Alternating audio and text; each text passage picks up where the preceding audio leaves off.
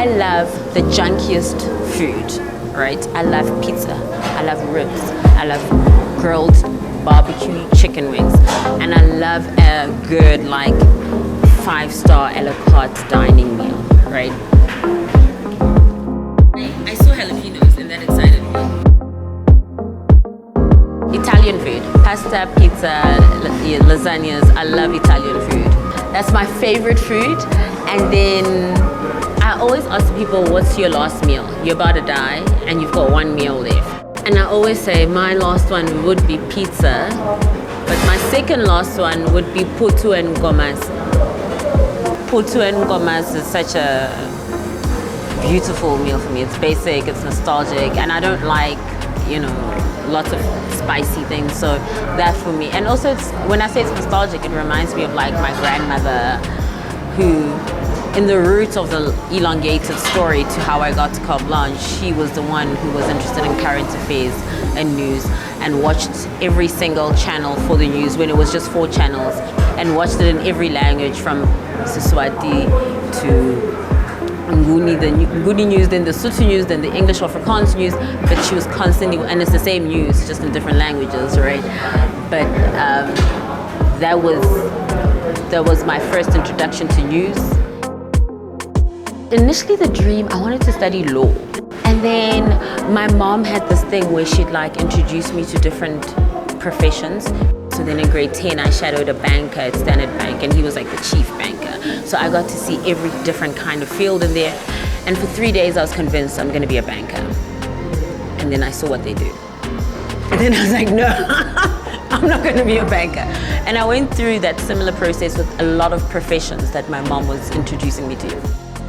My goal initially was foreign, ultimately from all those like shadowing, international relations.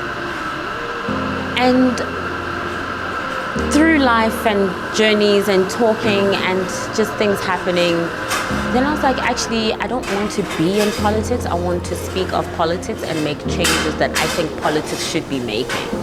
But those professions, when I was shadowing them, weren't yielding the results that I thought they could.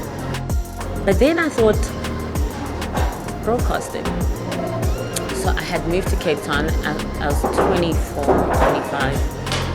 And I was studying political science, and I needed a part-time job, but I didn't want to waitress because I had done that and I was not good at it. And I didn't want to work in retail because I'd done that and I was not good at it. And then I thought I can speak well. So I applied at the community radio station. And there I started seeing like journalism in a fraction of its sense. Not the holistic thing, but I was introduced to it. And I thought, this is it. I knew this is what I wanted to do.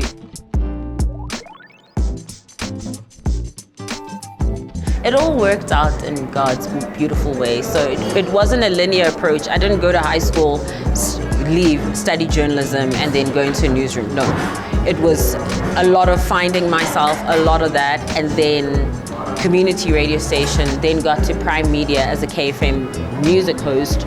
From there, moved into the newsroom, which is where I wanted to be, and not as a music host.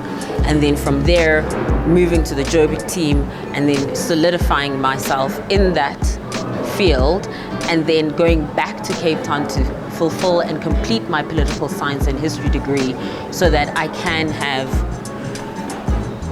the merit that I require for myself. I love breakfast. It doesn't matter the time of day, I'm ready for breakfast. So to have, what did you say this thing is called again? What is this called again? Kenny, what is this? Shashuka. Shashuka. Red shashuka. I'm coming back for the red shashuka. Definitely. So this has been delicious. It's got some egg, it's got some tomato, it's got bacon, and it was crispy. And I love crispy bacon. It had salsa, there was olives, there was onion.